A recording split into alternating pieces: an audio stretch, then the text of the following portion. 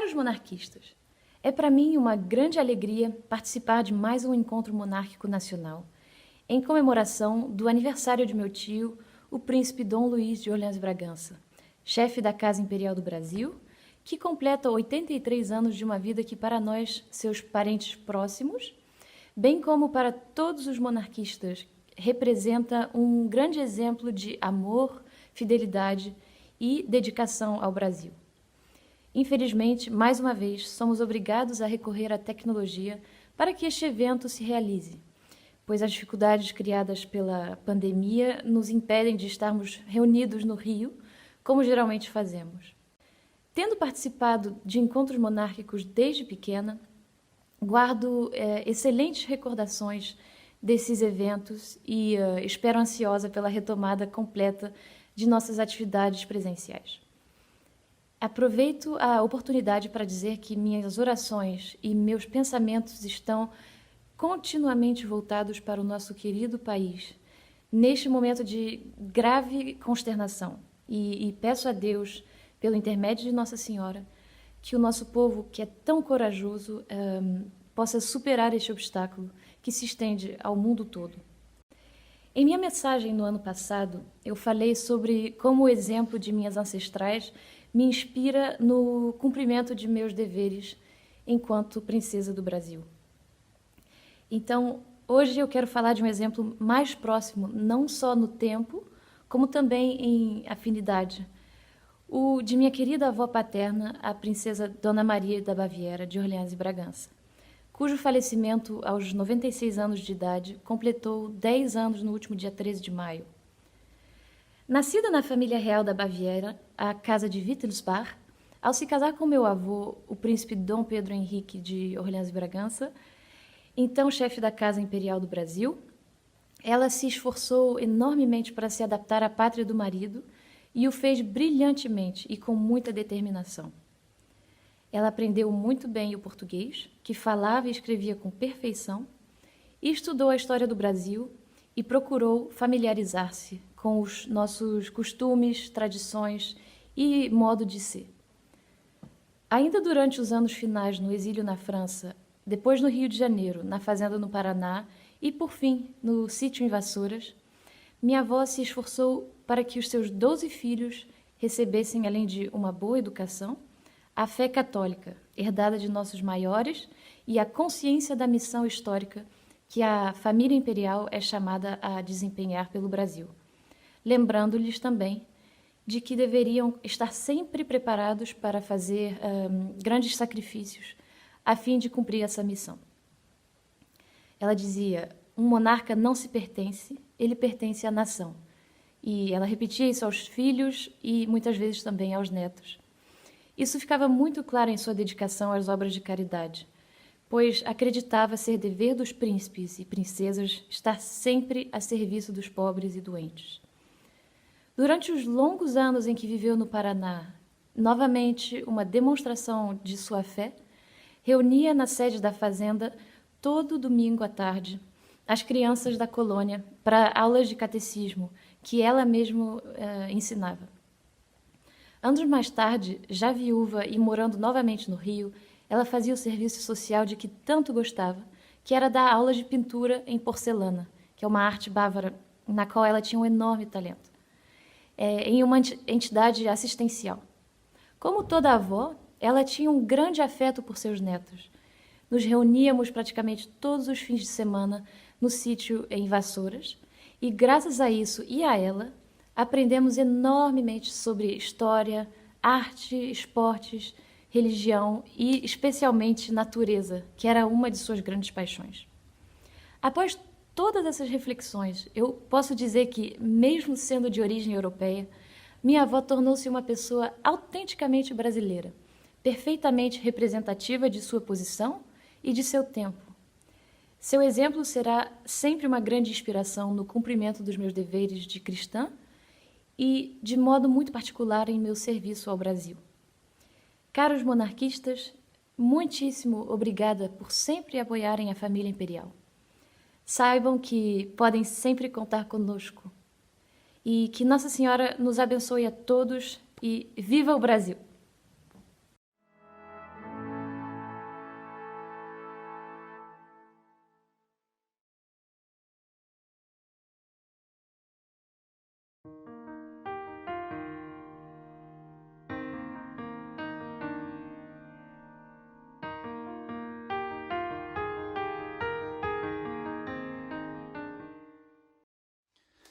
Caros monarquistas, caros amigos, quero primeiramente saudar o meu tio, o príncipe Dom Luís de Orleans Bragança, o chefe da Casa Imperial do Brasil, cujo 83º aniversário nós comemoramos com a realização deste encontro monárquico nacional. Há um mês de completar 40 anos na chefia da Casa Imperial, Dom Luís paira acima da imoralidade e do descrédito da República, constituindo uma autêntica e brilhante reserva moral da nação e um símbolo de esperança de dias melhores que eu tenho certeza que logo virão. Assim como no ano passado, esse encontro monárquico precisa ser realizado virtualmente, sem que possamos nos encontrar fisicamente como tanto gostaríamos, em função da pandemia que continua a afligir não só o nosso país, mas o mundo todo. Eu ofereço as minhas orações e a solidariedade às famílias atingidas e a todos que vêm sofrendo com os terríveis efeitos desta já longa crise sanitária, que eu espero ver superada o quanto antes, pelo favor de Deus e pelo valor dos brasileiros. Em nossa formação, meus pais tiveram cuidado de apresentar aos meus irmãos e a mim modelos humanos de grandes soberanos e personalidades históricas, muitos dos quais nossos antepassados diretos e alguns até santos canonizados pela Igreja.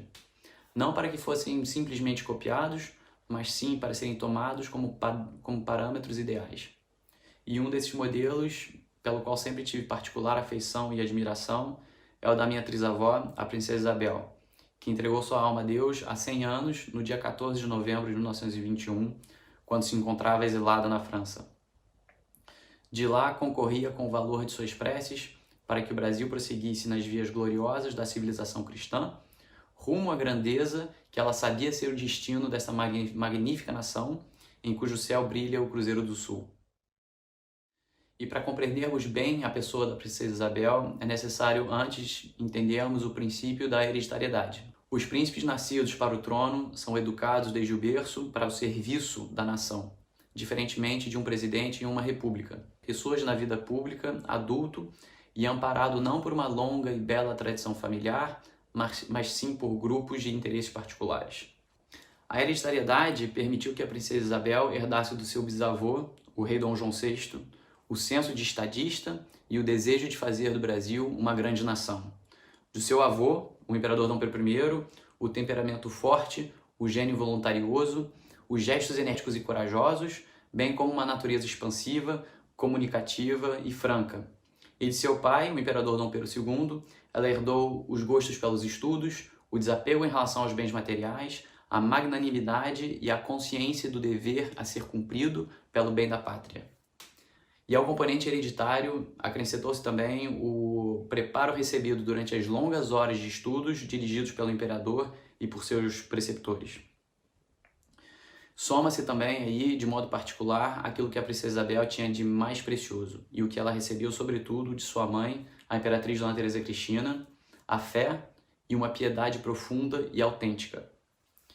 Em suas 3 regências, durante as quais sancionou a Lei do Ventre Livre e a Lei Áurea, pela qual conscientemente sacrificou seu trono a fim de livrar o Brasil da escravidão, a princesa Isabel mostrou seu modelo ideal de chefe de Estado, sábia, heróica, disposta a ser justa ao seu povo e a levar o país à grandeza. Se não fosse o golpe do dia 15 de novembro de 89, que impôs a República ao Brasil pelas armas de uns poucos militares revoltosos, a princesa Isabel teria sido uma grande imperatriz. Monarquistas, infelizmente, o nosso Brasil não está imune à crise política, social, mas sobretudo moral. Muitos problemas assolam a nossa pátria, mas percebo que o povo brasileiro tem no fundo de sua alma um desejo, um sonho. E para realizar esse sonho procura uma espécie de ponto de referência para então, com toda a sua generosidade, oferecer os seus esforços. E esse ponto de referência hoje é o meu tio Dom Luís. Então vamos nos unir em torno dele, para assim contribuir para a restauração dos valores genuinamente brasileiros, profundamente marcados pelos valores perenes e universais da civilização ocidental e cristã. A monarquia oferece hoje, como ontem, como oferecerá amanhã, todas as condições para que o Brasil seja uma grande nação, com os olhos fixos em um futuro glorioso e os pés firmemente plantados em um passado rico em tradições. E assim devemos prosseguir. Que Deus e Nossa Senhora nos abençoem nesta grande empreitada. Um forte abraço e até breve.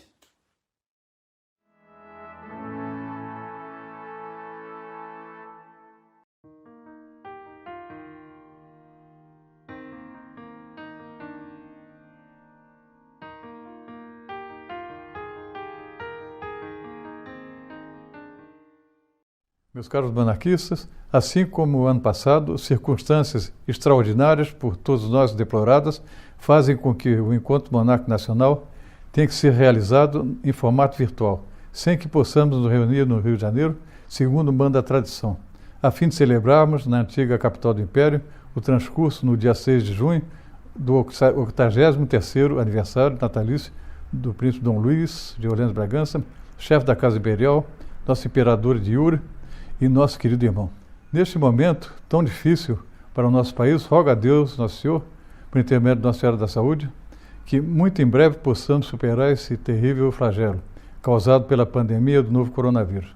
Em meu próprio nome, bem como em nome da princesa Dona Cristine, ofereço nossas orações e solidariedade àqueles que perderam seus entes queridos e também aos que vêm sofrendo, direta ou indiretamente, em razão dessa terrível calamidade que se abateu sobre todo o mundo. Por outro lado, não posso deixar de me regozijar com todos os que, como eu, obtiveram a graça de vencer a moléstia. Estou convencido que o nosso país logo irá vencer esse inimigo invisível, pelo favor de Deus e pelo valor de seus filhos, de modo muito particular os profissionais de saúde, cientistas, médicos, enfermeiros, fisioterapeutas e outros, verdadeiros heróis da atualidade que vêm trabalhando de maneira incansável, com não pequeno risco, as próprias vidas para que possamos vencer essa guerra travada não em trincheiras, mas sim em leitos hospitalares. Recordo que no dia 5 de julho de 1981 faleceu o nosso saudoso e inesquecível pai, o príncipe Dom Pedro Henrique de Orleans Bragança, o príncipe esperado, como chamado pela generosidade dos monarquistas do seu tempo. Em seus 60 anos, à frente da dinastia, lançou inúmeras sementes que, bem regadas e bem traçadas por Dom Luís, sempre com o devotado apoio de nós, seus irmãos e familiares, brotaram dando início a novas iniciativas e uma renovação de esperança por toda a parte. Perdoem-me, então, por permitir que o meu afeto filial dite as minhas que se seguirão, mas creio que não irei exagerar ao exprimir tudo aquilo que me inspiram, bem como a todos os meus irmãos, esse afeto muito profundo e muitas saudades e gratidão pelos pais maravilhosos que Deus nos deu. Nascido no exílio, Dom Pedro Henrique recebeu, ao nascer, o título de Príncipe do Grão-Pará, reservado pela Constituição de 1824 ao primogênito do Príncipe Imperial do Brasil. Este, seu pai, Dom Luís de Orleans Bragança, cognominado o Príncipe Perfeito, faleceu prematuramente, em 1920, em decorrência da grave enfermidade contraída na Primeira Guerra Mundial, na qual serviu com grande bravura e distinção. Órfão de pai, coube então a Dom Pedro Henrique, com apenas 12 anos de idade, suceder diretamente a sua avó, a veneranda Princesa Isabel, a Redentora, na chefia da Casa Imperial. Tornado na ótica dos monarquistas brasileiros de Yuri, imperador Dom Pedro III do Brasil, sua infância havia acabado e começavam muito cedo as responsabilidades da vida adulta. Somente pôde visitar a primeira vez a sua terra em 1922, quando aqui esteve a convite oficial do então presidente da República, Epitácio Pessoa, para participar das comemorações do centenário da independência. A viagem, que era para ser de grande alegria, foi um tanto obscurecida pelo falecimento, durante a travessia do Atlântico, de seu querido avô Conde d'Eu, que aos 80 anos de idade e com saúde bastante fragilizada, fazia absoluta questão de apresentar pessoalmente o neto aos brasileiros. Casou-se em 1937 com a princesa Dona Maria da Baviera, nossa muito saudosa mãe, e apressava-se para transferir definitivamente para o Brasil quando a eclosão da Segunda Guerra Mundial o forçou a permanecer na Europa por mais 6 anos. Em 1945, terminado aquele conflito, por fim retornou à pátria, já com 4 filhos que ao longo dos anos seguintes tornaram-se 12. Sempre consciente que o principal dever que as circunstâncias lhe impunham era o de garantir em condições materiais para educar a sua numerosa prole. Sempre em ordem. Ao serviço da pátria, nosso pai enfrentou grandes dificuldades econômicas, precisando despender muita energia e muito trabalho para superá-las, até que recebeu no Rio de Janeiro o legado de um benemérito empresário português, o que lhe permitiu comprar uma fazenda em Jacarezinho, no norte do Paraná, então a grande fronteira agrícola do Brasil, que apresentava grandes possibilidades de valorização. Seguiram-se longos anos de intenso trabalho como agricultor e pecuarista, atividade para as quais sentia gosto e aptidão.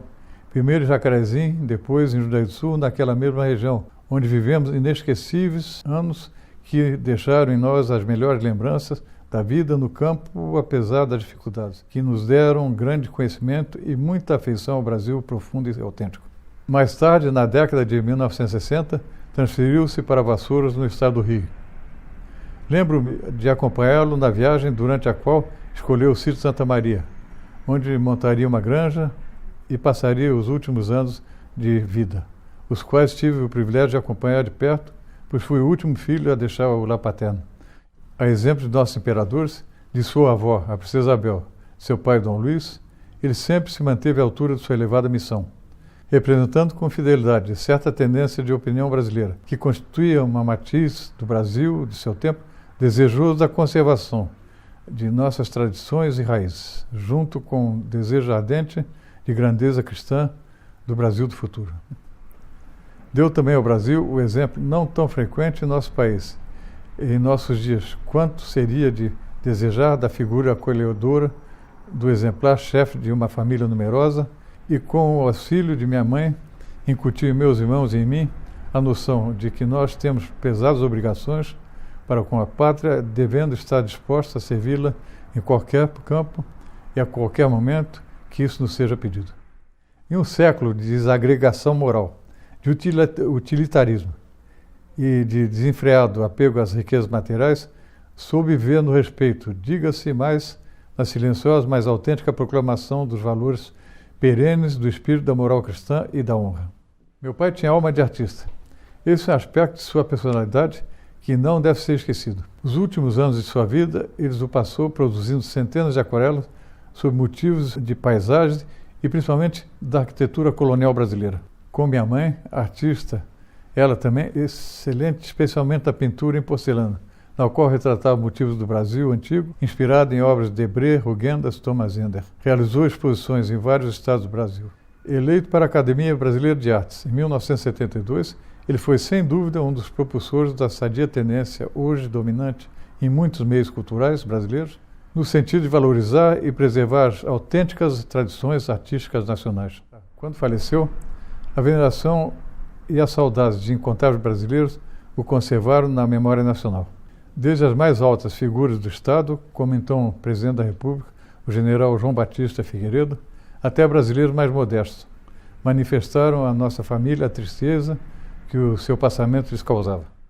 Dentre tantas manifestações, recordo-me de uma em particular, a de um mecânico vassourense, Antônio Fernandes, cujo apelido era alemão, que sempre fazia reparos no automóvel do meu pai, a quem ele era muito afeiçoado. Durante a enfermidade do meu pai, ele frequentemente o visitava no hospital e durante as exéquias eu o vi em prantos como se estivesse sepultando seu próprio pai. Nesses nossos tristes tempos de arrivismos rápidos e fáceis, tantas vezes por demais rápidos e por demais fáceis, que procuram impor-se à opinião pública, ostentando a opulência e o poder, a figura de Dom Pedro Henrique, emoldurado por bem conhecida e já aludida carência de recursos econômicos, mas realçada por uma dignidade e uma consciência inquebrantável da continuidade histórica e dinástica, que representava e por uma fidelidade ao passado rico em sementes de um futuro que tão bem encarnou, torna-o uma figura de um valor simbólico que nenhum verdadeiro historiador brasileiro de hoje ou do futuro poderá ignorar. Aos filhos dizia: meus filhos, as circunstâncias não me permitem de lhes deixar uma herança material considerável, mas 3 coisas faço questão de lhes deixar. Em primeiro lugar, a fé católica, a herdade de nossos maiores. Em segundo lugar, uma boa educação. E em terceiro lugar, a consciência da missão histórica de nossa família. Essa foi, sem dúvida, a melhor herança que poderíamos ter recebido. Um bom soberano, digno de reinar sobre um grande povo como o brasileiro, não deve ser um déspota todo-poderoso, mas tampouco pode ele permitir que o reduzam a mero consultor, encorajador e aconselhador. Um bom soberano deve ser, ao mesmo tempo, exemplo e espelho das melhores virtudes de seu povo, o qual ele é chamado pela divina providência a defender e guiar rumo à grandeza material, cultural e, sobretudo, espiritual. Assim teria procedido meu pai, cuja educação foi primorosamente orientada a fazer dele um digno imperador do Brasil. Infelizmente, ele não pôde reinar, pois as circunstâncias políticas do seu século não o permitiram. Contudo, Dom Luís, seguindo fielmente seu exemplo, representa hoje o princípio monárquico no Brasil, estando permanentemente à disposição de nossa pátria para desempenhar o papel que, por unânime consenso da nação, foi outrora atribuído à nossa estirpe. Meus caros monarquistas, apesar do que certa propaganda enganosa tenta fazer parecer, se a monarquia não pertencesse à atualidade, não se ouviria falar tanto dela. Temos acompanhado como a doutrina monárquica tem sido aceita nas mais variadas camadas da sociedade brasileira, sobretudo entre os mais jovens. O Brasil odiano passa por uma grande mudança e o nosso povo, lúcido, inteligente como nenhum, e com uma facilidade intuitiva para compreender, assimilar imediatamente problemas de alto nível, tem se mostrado cansado da República, ao mesmo tempo em que anseia por um país fiel a si mesmo e em ascensão. Que para tal, Nossa Senhora da Conceição Aparecida, Rainha Padroeira do Brasil, nos abençoe, nos preste seu auxílio. Viva Dom Luís, viva o Brasil e viva Cristo Rei!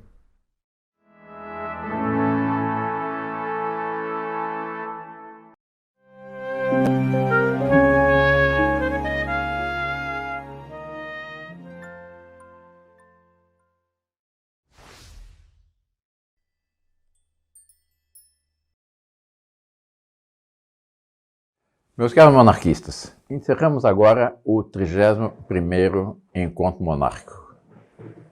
Infelizmente, pelo segundo ano consecutivo, esse encontro será apenas virtual. Não vamos ter satisfação de nos vermos, trocarmos ideias, de conversarmos como era normal.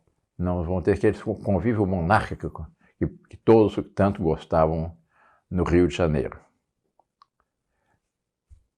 O tema que foi sugerido são os 40 anos de Dom Luís como chefe da Casa Imperial. E aí eu me permito fazer uma primeira observação, mostrando o que é a diferença entre a monarquia e a república. Se nós considerarmos que a primeira soberana que nós tivemos na nossa pátria, em 1908, foi a Rainha Dona Maria I.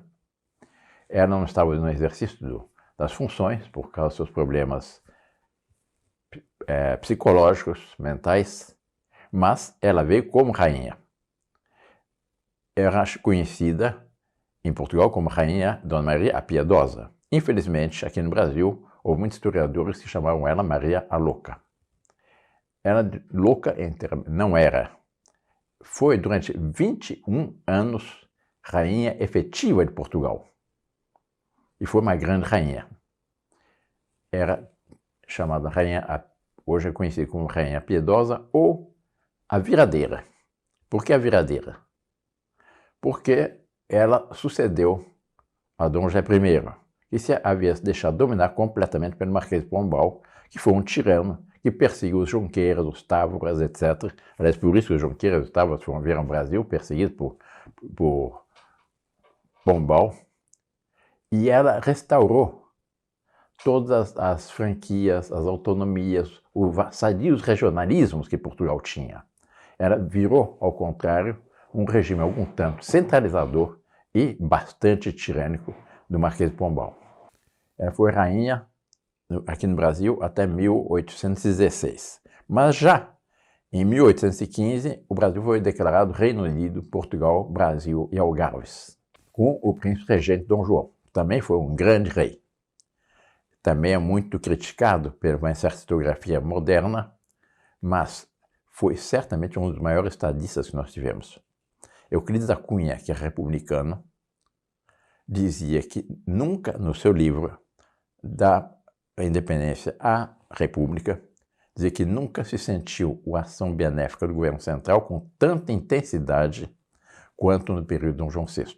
De fato, a obra dele foi absolutamente extraordinária. E foi graças a ele, graças ao conselho que ele deu ao seu filho ao voltar a Portugal, que o Brasil hoje tem essas dimensões continentais. Ele não queria voltar para Portugal. Quando ele aqui veio, ele deu-se conta que o futuro do mundo luso não estava em Portugal, mas aqui no Brasil. Ele só voltou a Portugal forçado por uma revolução liberal no Porto que ameaçava uma declaração da proclamação da República em Portugal. E para evitar isso, que seria uma tragédia em Portugal, seria uma verdadeira revolução francesa em Portugal, ele voltou a Portugal e deixou aqui seu filho como regente e deu aquele seu último conselho, que é tão conhecido por todos: meu filho, mais cedo ou mais tarde o Brasil será independente. Ponhas tu esta coroa em sua cabeça antes que um aventureiro o faça. Graças a isso, nós mantivemos nossa unidade territorial, nossa unidade política, nossa unidade psicológica, absoluta, social, admirável e até um pouco invejado pelos nossos vizinhos. Nós comparamos os países hispano-americanos e os países, o Brasil, da América Lusa, nós vimos quanto nós ganhamos com esse conselho de Dom João VI. E há um outro aspecto interessante. Se nós formos considerar os vários chefes de Estado que nós tivemos aqui, incluindo Dona Maria I, que não era efetivamente chefe de Estado, mas era rainha, quantos nós tivemos, quanto nós tivemos e quantos nós teríamos até hoje com a monarquia? 7. Dona Maria I, Dom João VI, Dom Pedro I, Dom Pedro II, a Princesa Isabel, meu pai, Dom Pedro Henrique, e hoje Dom Luís. Se considerarmos as regências da Princesa Isabel, serão 8. E a República? São 38 presidentes da República nesses 100 e poucos anos de República. E aí nós vemos como a monarquia corresponde muito mais à ordem natural das coisas, corresponde muito mais aos anseios da nação e corresponde muito mais à função que deve ter um chefe de Estado, que é exatamente manter a unidade, a continuidade e a estabilidade do regime. Foi isso que nós tivemos com o período de Dom João VI, com o período inicial de Dom Pedro I, sobretudo no longo período de Dom Pedro II. Foi o mais longo período de estabilidade institucional da nossa história. Esse regime foi interrompido por um golpe de Estado positivista. Um golpe de Estado que tinha como filosofia organizar-se toda a estrutura da nação como se Deus Nosso Senhor não existisse. E aí nós caímos no caos da República. A grande causa do caos atual da República é que, como se abstrai de Deus, se abstrai da boa ordem pós-problema da criação, se abstrai dos mandamentos da lei natural, o Estado se julga Deus. E o Estado se julga absolutamente superior a toda a última instância e julga que pode legislar sobre o que bem entender. Sobre o direito de propriedade, sobre o trabalho, um dos pontos que eu insisto muito, eu acho que é terrível, sobre a educação dos filhos. Porque é uma série de direitos que não resultam, não são uma concessão do Estado, resultam dessa boa ordem pós-produtiva na criação, que é o direito à vida, o direito à construção de família, o direito à educação dos filhos, o direito ao trabalho, o direito ao salário justo familiar, o direito à propriedade e uma série de outros direitos que resultam dessa boa ordem, sobre o qual o Estado não tem o direito de legislar. Ele tem o direito de legislar apenas para regulamentar. Mas, por exemplo, a educação. O que nós tivemos até há pouco, no Enem? Uma agenda absolutamente marxista. Ou as crianças, os jovens que faziam o exame do Enem, respondiam de uma forma marxista ou não passavam de ano. Este ano passado e o próximo, felizmente, isso mudou. Mas o Estado, assumindo a educação, ele usurpa um dos mais sagrados direitos das famílias. Antigamente no Brasil, até o tempo do Getúlio, não havia Ministério da Educação, havia Ministério da Instrução. A educação são os pais. O que é essencial do aprendizado de uma criança se dá no colo da mãe, dos bons conselhos dos pais, na orientação que ambos dão aos seus filhos. E isso foi mantido até a década de 30.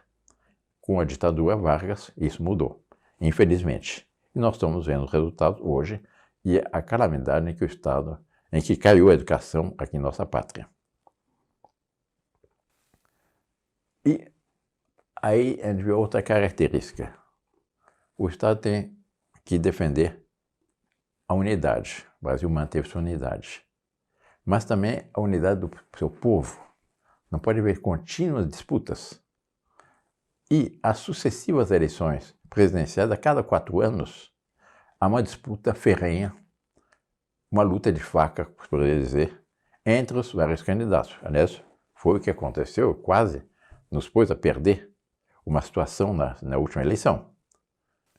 Na monarquia, não. A coisa estava naturalmente. Por quê? Porque é essencialmente uma nação que é uma grande família com um destino em comum a realizar.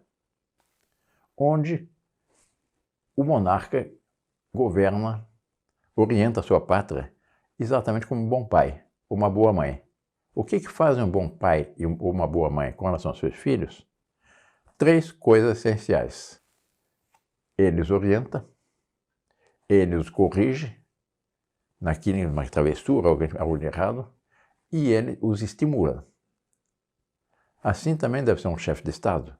Orienta, afetuosamente corrige e estimula. Assim agia Dom Pedro II de uma forma exemplar. Eu poderia citar vários fatos, mas alongaria um pouco essa palestra.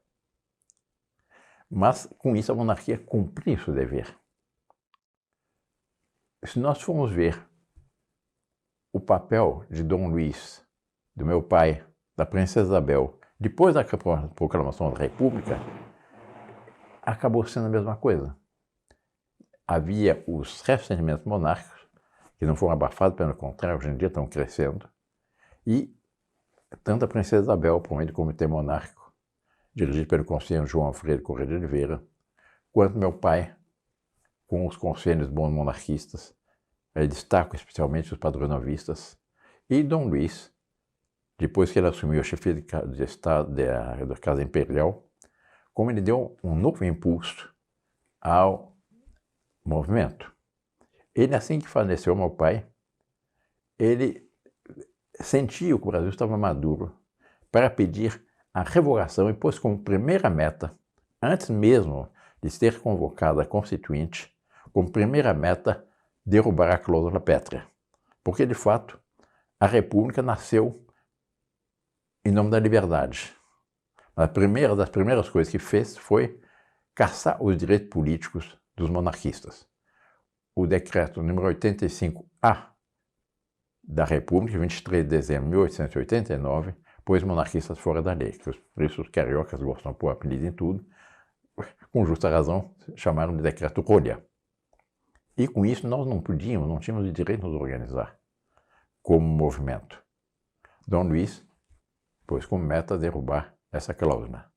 Quando foi convocada a Constituinte, Dom Luís mandou a todos os constituintes a célebre carta aos constituintes, como foi chamada, mostrando um absurdo que no momento de abertura política estava a liberdade absolutamente toda, até para os comunistas, mantinha-se, no anteprojeto, a cláusula pétrea.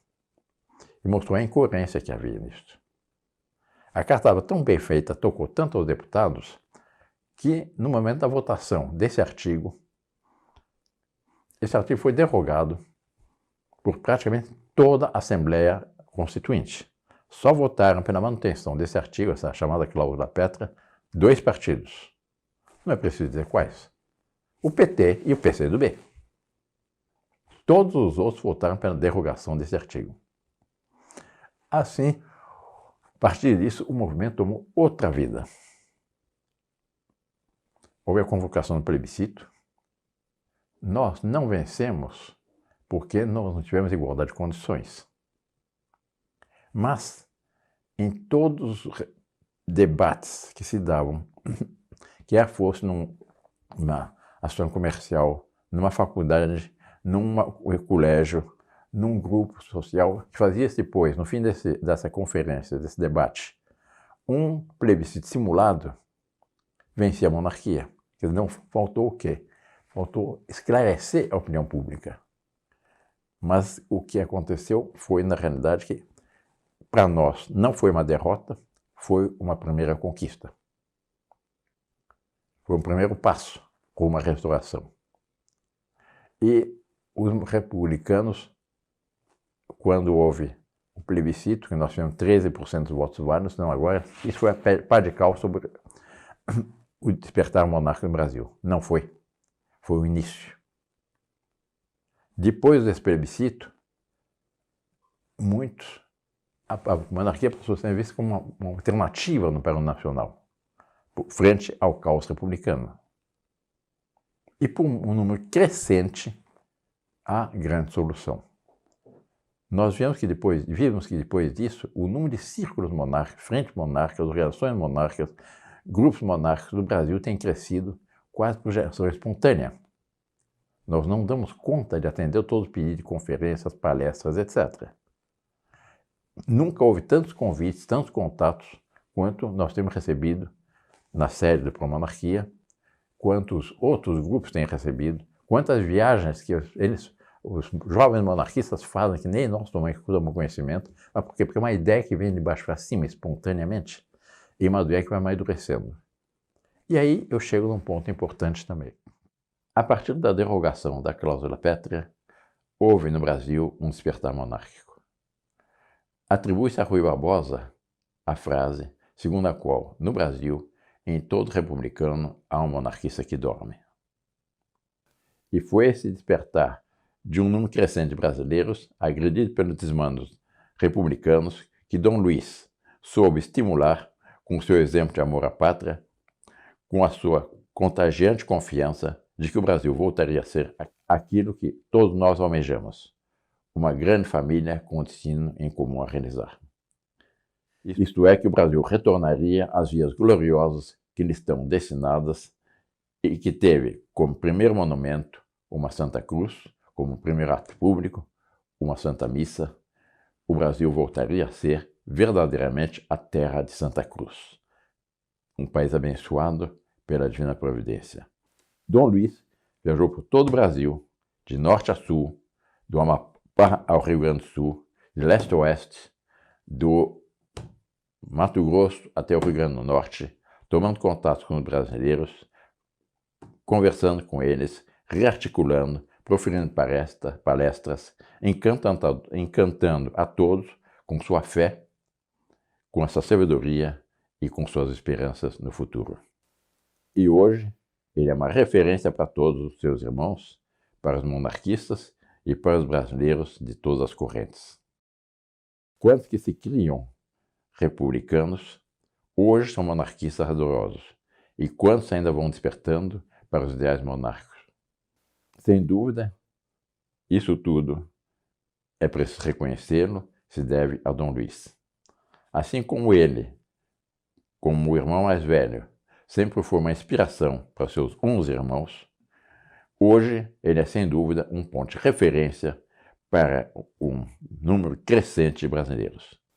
Deus Nosso Senhor e a Santíssima Virgem o recompense por tudo que já fez em sua longa vida, 83 anos, e o conserve por muitos ainda, orientando, estimulando a todos nós, monarquistas ou não, para que a terra de Santa Cruz volte a florescer no concerto das nações e que solidifique nossas certezas de que, em breve, o Brasil voltará a ser um país monárquico, cristão e forte. Qual a conjuntura que nós vivemos hoje em dia? Nós chegamos a um paroxismo, há 2 anos atrás, 3 anos atrás, de um regime que tinha a intenção de impor uma ditadura socialista, marxista em nossa pátria. E, como um golpe propagandístico, organizaram as célebres passeatas, os célebres protestos no Brasil inteiro por causa dos 20 centavos nas passagens de ônibus.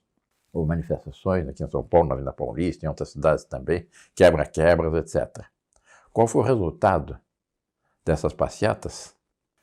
Não prosperaram, pelo contrário, criou uma reação popular como não se viu nenhuma semelhante em todo o período republicano. O povo disse basta, nós não queremos uma ditadura vermelha. O povo saiu nas ruas do Brasil inteiro, bradando: quero meu Brasil de volta. Minha bandeira jamais será vermelha. Minha bandeira é verde e amarela. Bradando pela liberdade. E é interessante que em praticamente todas essas manifestações nunca apareceu nenhuma bandeira vermelha. O pessoal tinha medo. Mas, em praticamente todas elas apareciam bandeiras da monarquia.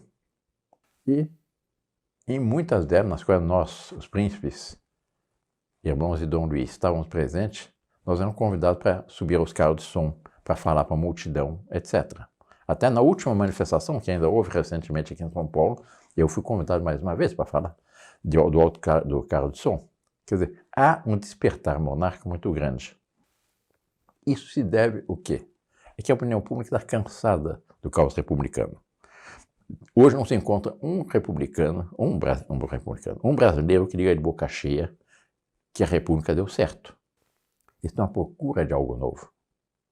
Por quê? Porque a ordem natural das coisas não é republicana. A ordem natural das coisas é monárquica. O analogado primário da sociedade qual é? O modelo para toda a organização social das nações qual é? A família. E numa família, o pai é rei, a mãe é rainha e os filhos são príncipes herdeiros. Assim é numa fazenda, assim é numa empresa, assim deve ser no conjunto da sociedade, porque o relacionamento familiar é absolutamente fundamental. E a monarquia exatamente criava a nação, mantinha a nação, essa consciência que uma nação é, antes de mais nada, uma grande família com destino comum a organizar. Isso as pessoas tinham presente. Dom Pedro II era visto muito mais como um bom pai do que como um chefe de Estado. Ele era chefe de Estado, não era chefe de governo, mas era muito mais visto como um bom pai. Dona Teresa Cristina, inclusive, foi chamada a mãe dos brasileiros. E a princesa Isabel, que soube sacrificar-se para dar a liberdade ao Brasil, foi chamada nem mais nem menos que a Redentora, que é um título que só deve ter Nosso Senhor Jesus Cristo. Mas é um fato muito bonito para os mais novos que estão assistindo esse simpósio virtual. Eu lembro esse fato, mas está documentado. Quando houve a libertação dos escravos, imediatamente ela foi cognominada a Redentora. E queriam erguer um monumento em sua homenagem no Rio de Janeiro. Ela, sabendo disso, ela disse: eu não quero uma homenagem a mim. Eu quero uma homenagem ao Redentor, a Nosso Senhor Jesus Cristo. E lá no alto daquele morro, o Corcovado. A origem do Corcovado foi exatamente essa manifestação de vontade da princesa Isabel, que acabou sendo construída finalmente apenas na República. Mas a decisão inicial foi da princesa Isabel.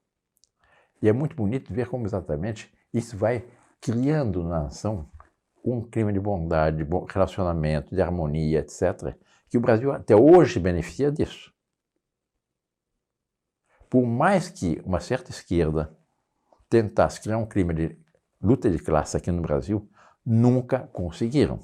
Por mais que queiram criar um clima de luta racial aqui no Brasil, nunca conseguiram. Pelo contrário, há uma harmonia entre os brasileiros e houve uma somatória das várias qualidades dos povos que aqui se encontraram, tanto os índios quanto os brancos que vieram de Portugal, quanto os afrodescendentes que vieram da África, foram somando essas qualidades. Nós temos a fé e o espírito empreendedor português. Nós temos a bondade, a doçura, a força da raça negra.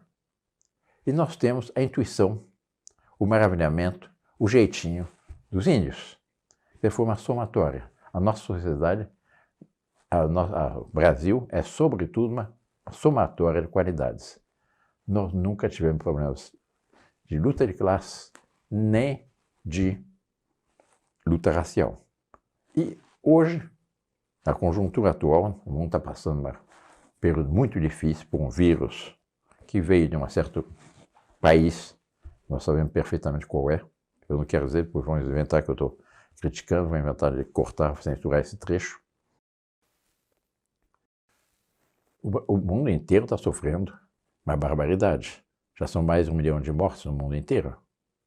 Até bem mais do que isso.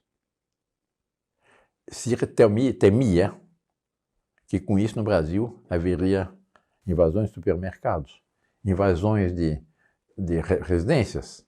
Não. Nada. Pelo contrário, uma soma de esforços brasileiros para superar essa crise. E o Brasil está passando por essa crise brilhantemente. Ainda há 2 ou 3 dias atrás, os jornais publicaram que o PIB brasileiro deve crescer em 5% esse ano, em plena pandemia. Pouquíssimas nações no mundo conseguiram esse progresso. Não faltou comida. Pelo contrário, a nossa balança comercial está positiva. E o Brasil tem um potencial simplesmente fabuloso. Estudos da Embrapa, aliás, confirmados por entidades internacionais, mostram que o Brasil hoje produz alimenta mais de 1 bilhão e 500 milhões de pessoas. Quer dizer, alimenta sua população, que é um pouco mais de 200 mil, e mais 1 bilhão e 300 milhões de pessoas. Esse é o Brasil de hoje. Brasil bondoso, Brasil afetuoso, Brasil esperançoso. Eu vi também 2, 3 dias atrás nos jornais, uma notícia, que 70% dos brasileiros veem com otimismo o futuro, em plena pandemia, em plena crise econômica criada pela pandemia, com os problemas sociais inegáveis criados por essa pandemia, com as mortes que infelizmente houve com essa pandemia. Mas os brasileiros continuam otimistas. Esse é um grande povo. É um povo abençoado por Deus, é um povo abençoado por Nossa Senhora Aparecida, é um povo sobre o qual paira a proteção do Divino Redentor que está no Corcovado. Peçamos, portanto, a Nosso Senhor Jesus Cristo, peçamos a Nossa Aparecida, Rainha do Brasil, que nos ajude, que nos abençoe, que o Brasil possa realizar aqueles desígnios de glória que lhe estão reservados nos planos da Divina Providência. Nós temos tudo para ser das principais nações do mundo, das mais fortes nações do mundo, não para dominar, mas para servir de exemplo. E esse exemplo que o Brasil tem dado, apesar de todos os problemas criados pela República, apesar dos problemas inerentes ao mundo moderno, o Brasil tem dado um exemplo de harmonia social, de dinamismo, de progresso, de coragem frente ao futuro, como existem poucos países no mundo. Que Deus Nosso Senhor, Nossa Senhora Aparecida, nos abençoe, nos ajude e, aos nossos caros monarquistas, lhes dê ânimo para continuar a lutar por esse ideal que só vem crescendo nesses últimos tempos e que, a meu ver, é irreversível, porque a boa ordem posta por Deus na criação não é republicana. A boa ordem posta por Deus na criação é monárquica, como é uma monarquia, uma família. Uma nação deve ser essa grande família, no qual esse bom relacionamento e essa estruturação sólida de uma família bem constituída. Meus caros monarquistas, coragem e façam do Brasil aquilo que todos nós sonhamos, um país cristão, autêntico e forte, e monárquico.